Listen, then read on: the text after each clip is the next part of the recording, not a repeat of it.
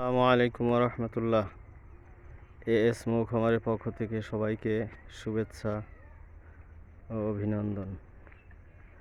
এই যে দেখতে পাচ্ছেন আমার মৌমাছির খামার।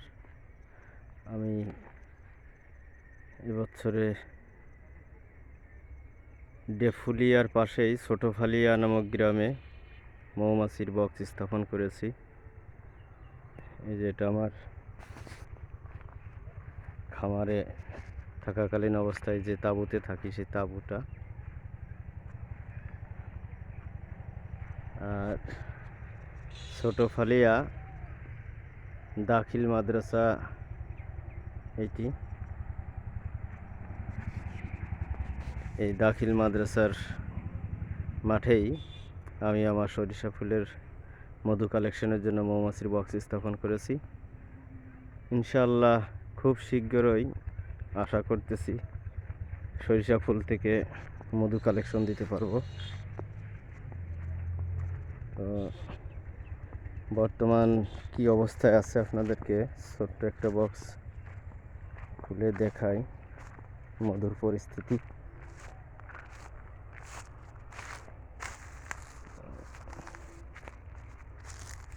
বক্সটা দেখাই, এই জায়গা থেকে 2-3টা দেখাই।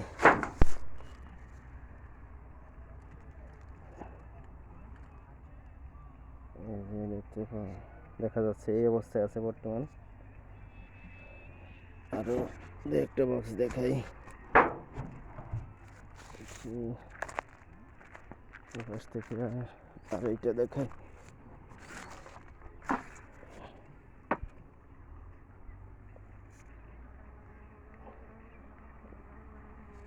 মৌমাছি একটু বিরক্ত করতেছে মনে হচ্ছে, ডাল দিতে পারে, খুব সাবধানে আবার রেখে দিলাম। আরো একটা বক্স খুলি।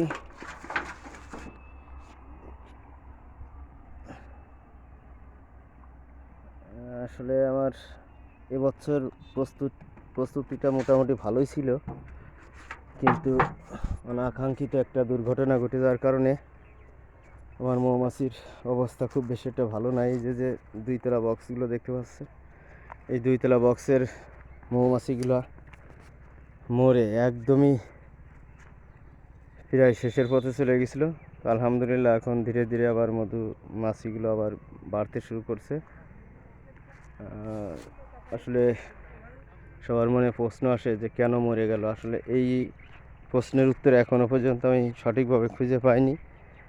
তো এটা ধারণা করতেছি ওই যে দূর দূরান্ত এলাকায় দেখা যাচ্ছে আমার মৌমাছিগুলো সরিষার ফুল আসার পর্যাপ্ত পরিমাণে ফুল আসার আগ দিয়েই মাঠে নিয়ে আসছিলাম।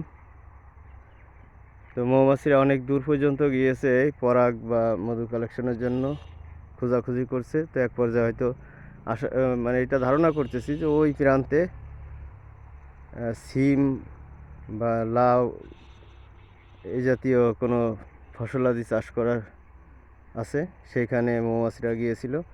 আর কৃষক সেখানে বিষ প্রয়োগ করে মৌমাছিগুলো মেরে দিয়েছে, এটাই ধারণা করা হচ্ছে।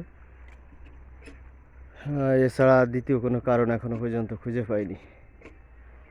তো আজকে এ পর্যন্ত। ইনশাল্লাহ খুব শীঘ্রই সরিষা ফুলের মধু কালেকশন দেবো আশা করতেছি। যাদের সরিষা ফুলের মধু নেওয়ার ইচ্ছা আছে তারা আমার সঙ্গে যোগাযোগ করবেন। আমার সঙ্গে যোগাযোগ করার মোবাইল নাম্বার 01756899596।